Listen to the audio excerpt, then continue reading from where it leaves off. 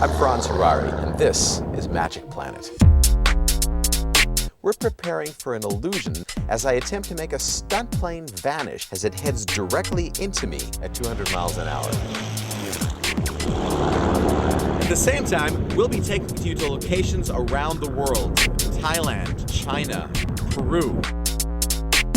All that and more when we return on Magic Planet. In the spring of 2005, a daring plan was born.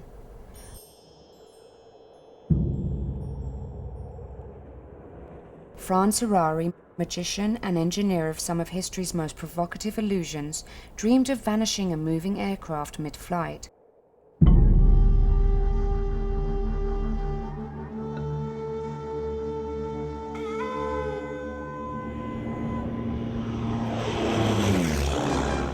In this dream, he placed himself directly in the path of this oncoming vessel. He would have a few precious seconds to complete the challenge before the dream turned to nightmare. Look, no matter what in the end, this thing has got to be dangerous. I have a visual on him.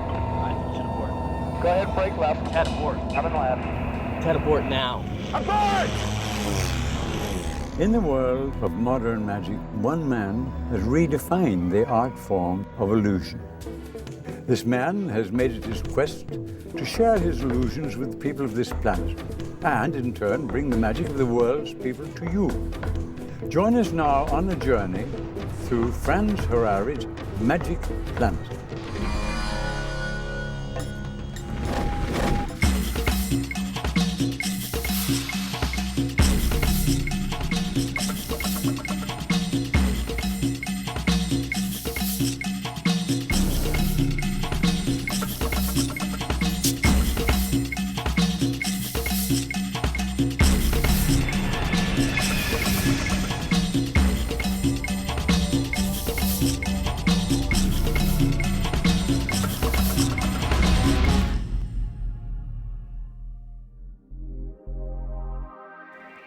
In my business, there's an old adage to make something disappear in a puff of smoke. I wanted to make a stunt plane disappear in a puff of smoke. I wanted it to disappear headed directly into me. This means if for some reason, God forbid, the illusion should fail, the stunt plane would come plowing into me at over 200 miles an hour.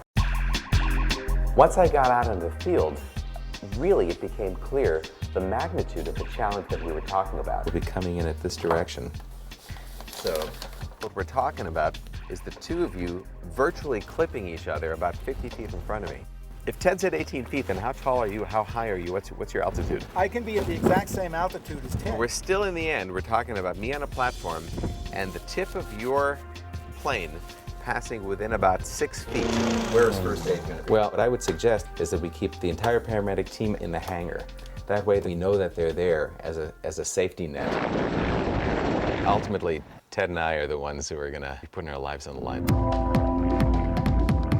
What kind of time would you have to abort the whole thing before you plowed into me and trashed yourself and your airplane? The safety has to be built into it before that, because at that point, there doesn't seem to be any margin for error. Breakaway to the right. That's a right, not a left, a right. The plan was simple yet daring, and it required that the two pilots fly side by side, mere feet from one another. Whitebird, this is Redbird. Redbird 1, over. The first airplane would pass the second, releasing a trail of smoke into which the second plane would disappear. Mr. Harary would stand 30 feet in the air, directly in the path of these two virtual missiles. What happened there? So I was watching the smoke that you were making, even at the point when it was coming out of your plane, it still wasn't very thick. After some failed attempts with the two planes flying side by side, it became clear there would not be enough smoke to completely cover the second plane. A new plan would need to be devised. If you have the smoke on, you won't see anything but a straight trail when you do a slow roll. Ted, if you're at about 18 feet, I mean, are we cool? If this is Ted coming at me, isn't it great? We've got all this technology, and here I am playing the thumb game. 100 years ago, the world was a much bigger place. And if you ask an American like myself about China, well, China was about as far away as you could get. Today, airplanes are bringing all of us closer. As a matter of fact, not too long ago, I had a chance to get onto a plane and go to China. Watch what happens. China, one of the origins of modern magic, met Mr. Harary with open arms.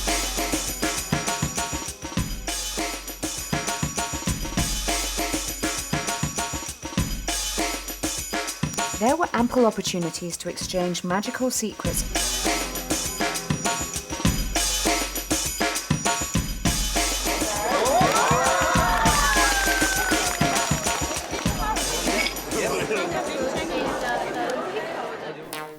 The lifestyle of the magician always offers new territory to be discovered. And Beijing hosted a world of fresh senses for Mr. Harary and his team.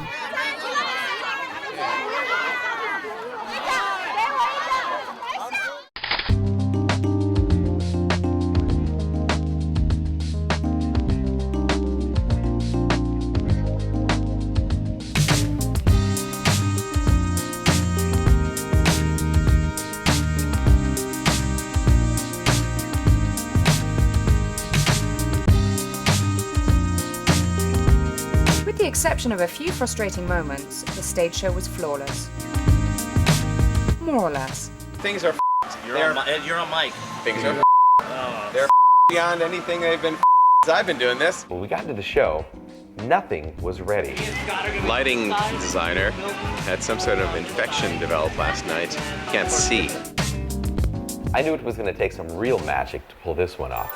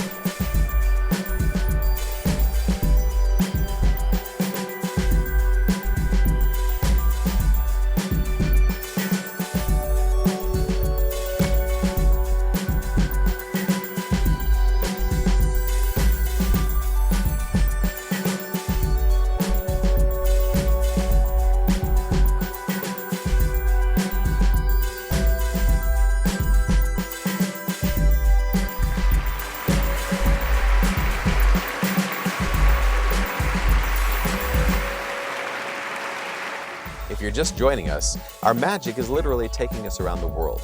At the same time, I'm in the development of an illusion as I attempt to make a stunt plane vanish as it heads directly towards me. Stick around. Franz, careful with the parachute. This is I might have cool. to use this someday, but I hope not. This is really cool. Have you done this? Have you jumped out of planes? No. You know, I did a thing. I really don't want to. A couple of years ago, we were in China, and they had this thing where I got all strapped up like I'm skydiving, and they hung me from this cable, and I kind of rappelled across this lake. So and like the astronauts. Like the, well, to me, I was skydiving, so I thought that was pretty cool. This is Beijing, a world of color, chaos, and mystical tradition. A land where one finds a storyteller on every street corner and the wisdom of the ages in every brick.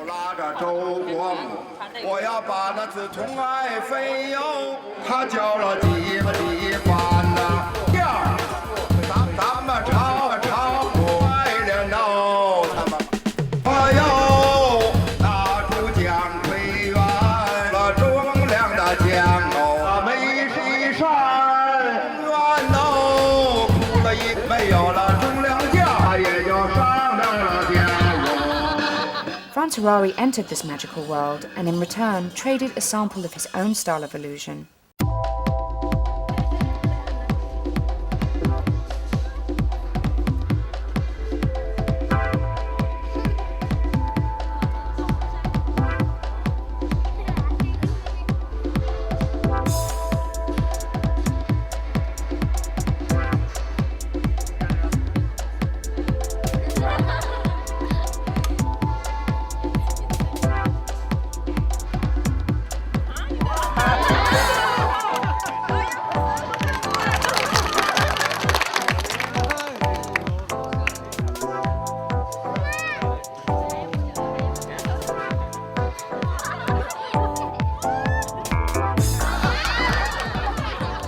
China is really a pretty fantastic place. Here's a country that's over 5,000 years old, and with that is an amazing amount of history, but even more so, it's the place that a lot of magic as we know it began.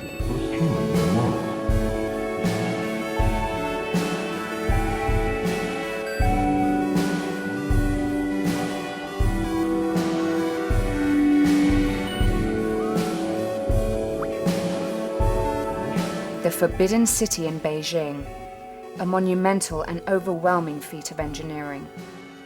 Locations of such grand spectacle have often inspired visions in the minds of artists worldwide.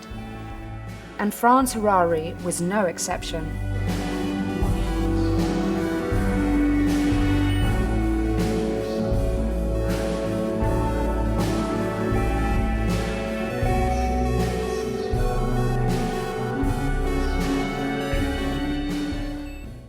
You know, hanging around with pilots, there's one phrase that I've heard over and over again, and that is, there's magic in the air. Well, that's actually an adage from my business. And let me tell you, of anywhere in the world, there's one place where there is always magic in the air, and that is Thailand.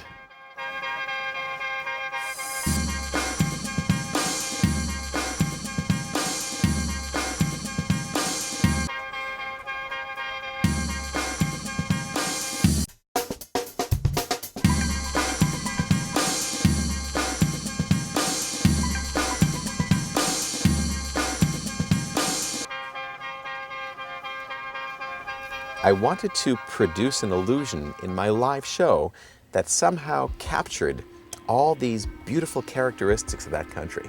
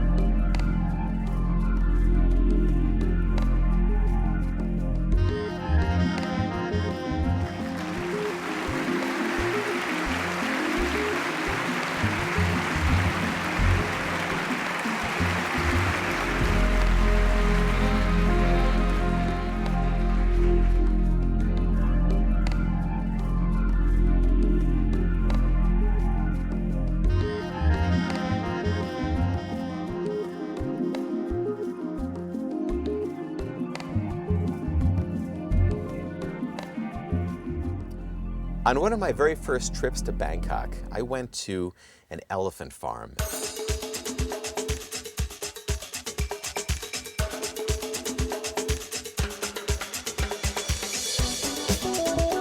If you're interested in ruins, temples, and deserted cities, this is the place to go.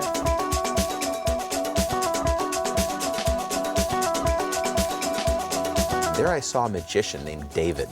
Now, over the past decade, David and I had become pretty good friends, and every time I go to Bangkok, I make sure to stop by and say hi. So when finally it came time for me to bring my entire show to Bangkok, of course I had to stop by and meet David and see his stuff.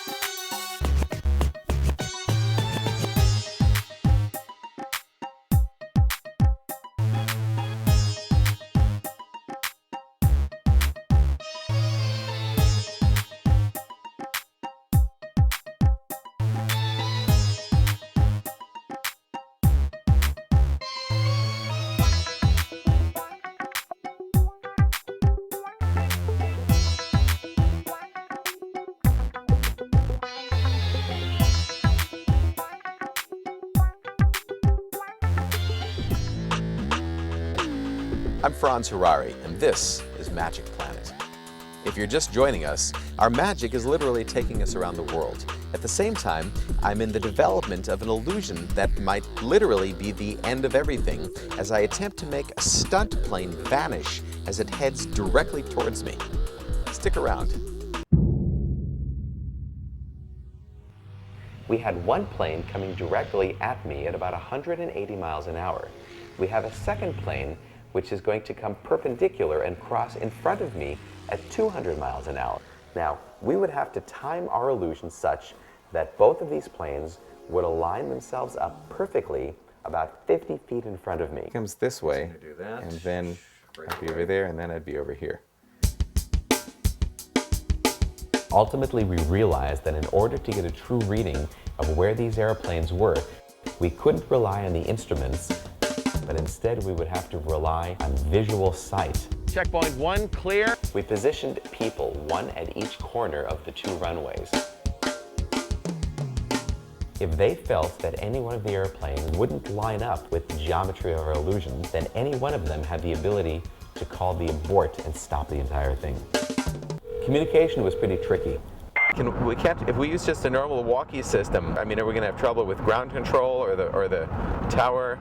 It sounds like what you need is a multi-band communication system, digital communication system that they use in the military. And Uh-oh, sounds expensive.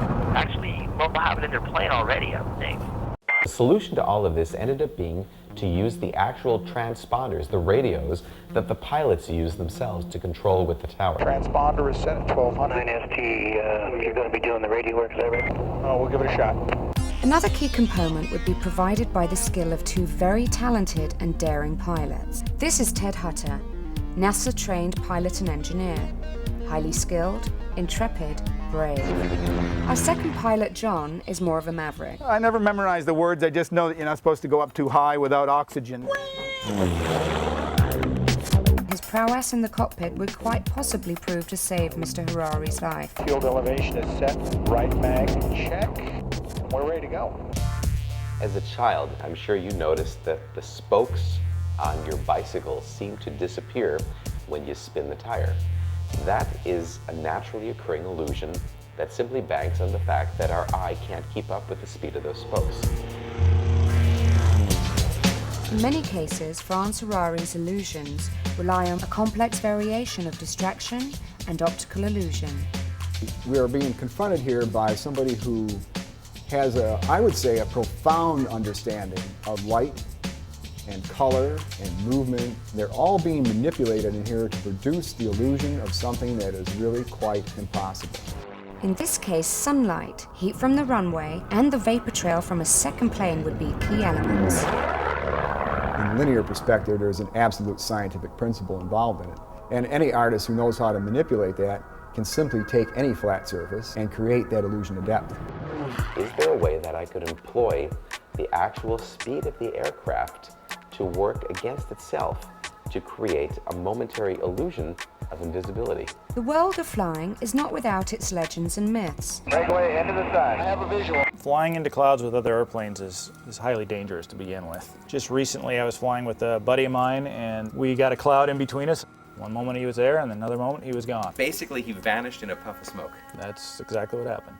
There are times that I see something and start chasing it. Some people might call it an angel. If I ever find whatever it is, then I might not come back. Flying circus. The flying circus. What do you know about a flying circus? Well, the flying circus goes back to World War I. Is it really a circus? No, it wasn't that at all. I did this show with this Ukrainian clown, Alec the Clown, and That sounds real he funny. didn't speak he didn't speak any English, so I never really got to know him personally, but it's pretty funny. I think we got it. He did this stuff that he told me it was really traditional, machine kind of a guns. European theater art. And Romanian? these guys couldn't care less about Alex and my clown. Well, this was a cool clown. This was a really cool clown. Check it out for yourself. Romania.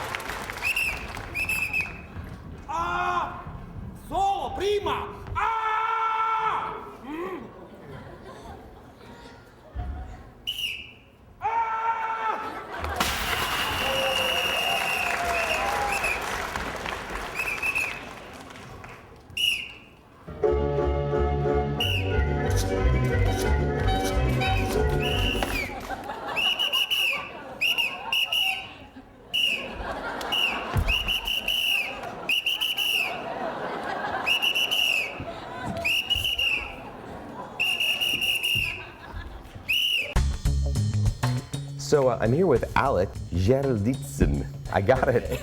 How old were you when you started doing clowning? How long ago? Значит, где-то лет 13-15.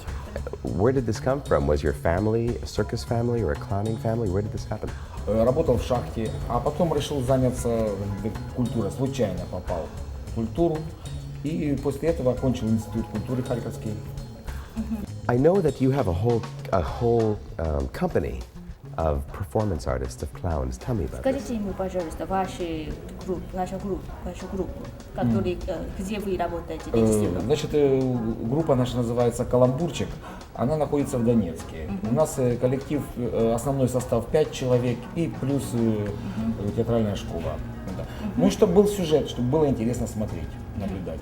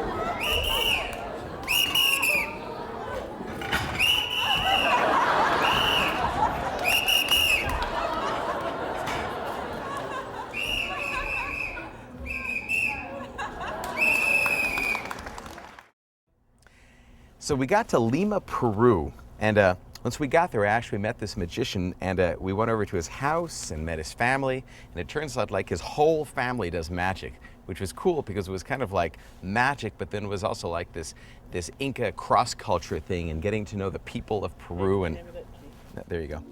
And yeah, and so like we had dinner, we hung, it was a very magical experience. I was literally adopted by this family of magicians. They invited me over for dinner and then, one by one, discovered that every single person in their family did magic.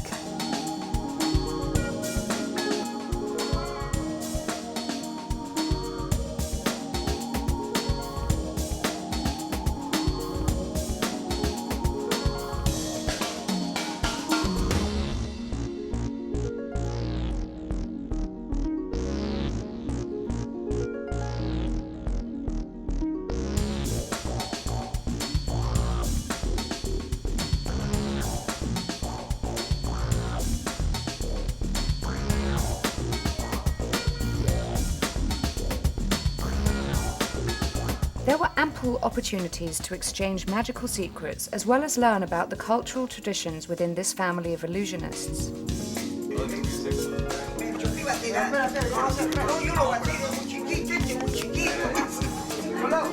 Oh my God! Mr. Harary was graciously made welcome.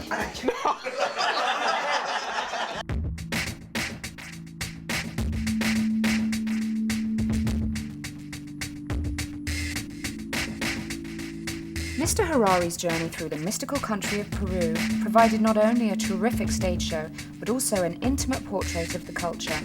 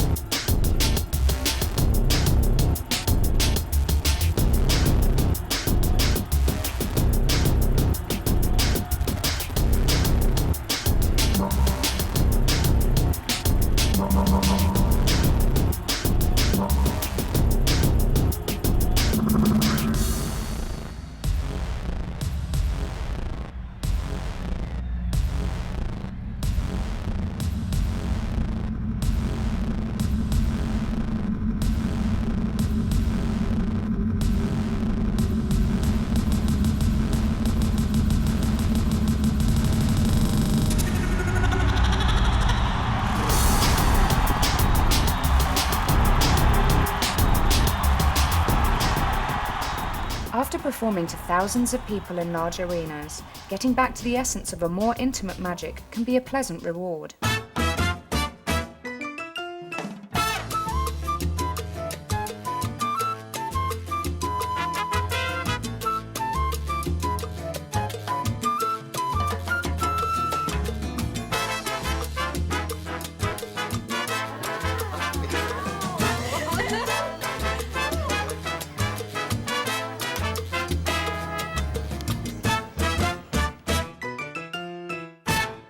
Peru was pretty great. I've never felt so welcomed by any group of people as I did in Lima.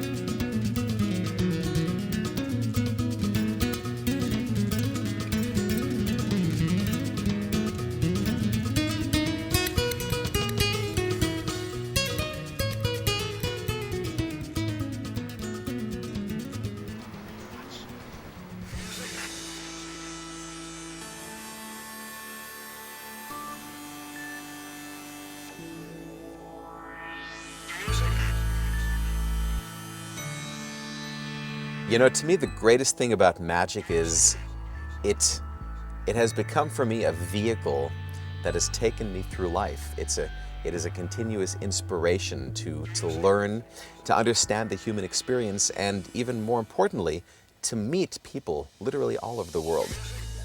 That's what magic's all about.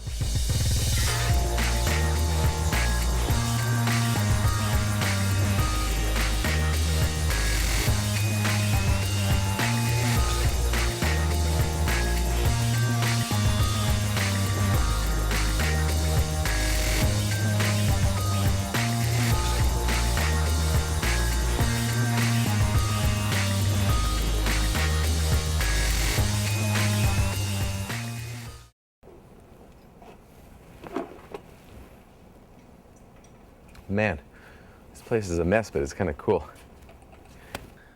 Actually, it's a cool mess. We did, this reminds me of this thing we did about 2 or 3 months ago. I produced this show. It was one of our shows, but it looked really ugly. The whole theater, I made it look like it was this post-apocalyptic kind of techno chemical dump. And even though it was still magic, it just felt very dark. It was pretty cool. Did you fix the crebulator there?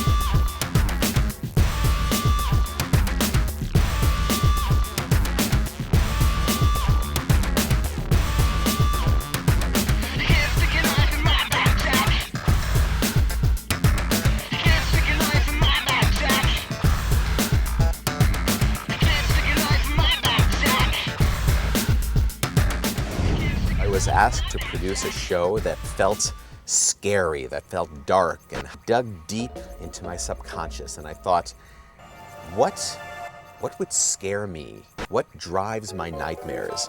And what I ended up producing was somewhere actually between a nightmare and a dream.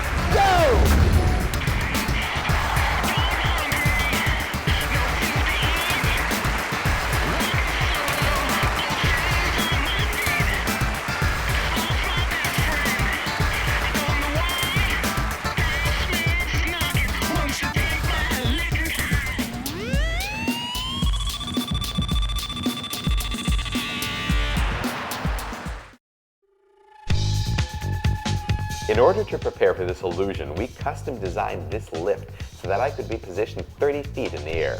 With all safety precautions and mechanical checks covered by a tightly wound Harary team, the only thing to do was to wait for the weather. The wind is killing us. It's about 40 miles an hour, which is about 40 miles an hour faster than we want. Standing 30 feet in the air on a rocking lift made it difficult for our cameras and crew. Whoa!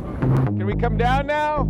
He's really concerned that if a gust of wind suddenly comes along, it could knock his airplane into the scissor lift. Mr. Harary seemed to be the only one intent on proceeding with the illusion. Bring it on! Thankfully, the pilots talked him out of it and the illusion was postponed. Franz, did you copy?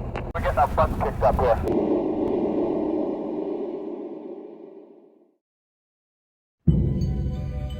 With the wind having died and the morning sun bringing optimism for the crew, Mr. Harary proceeded with the plan. You are cleared for takeoff. Fox ground, RV 999's here. Tango, you copy? John, we're good.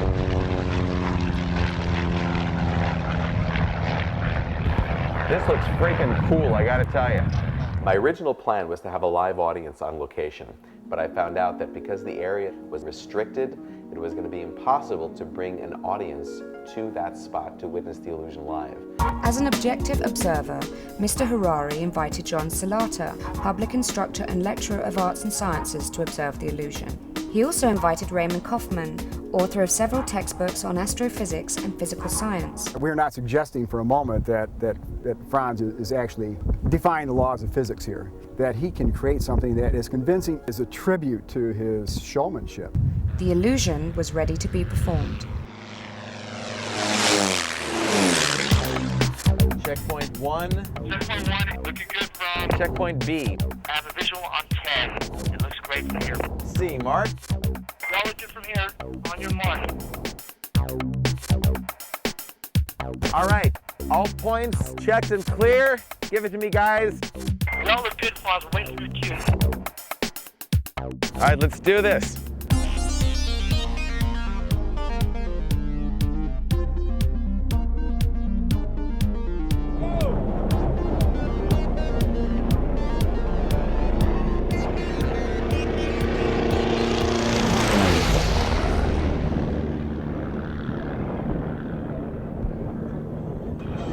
That is so cool.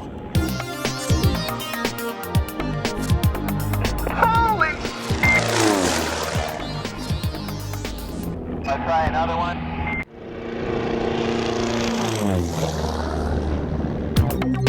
With the success of the illusion, the entire crew went to lunch for some well-deserved pasta and wine, with one exception. Hey, what about Ted? Where's Ted?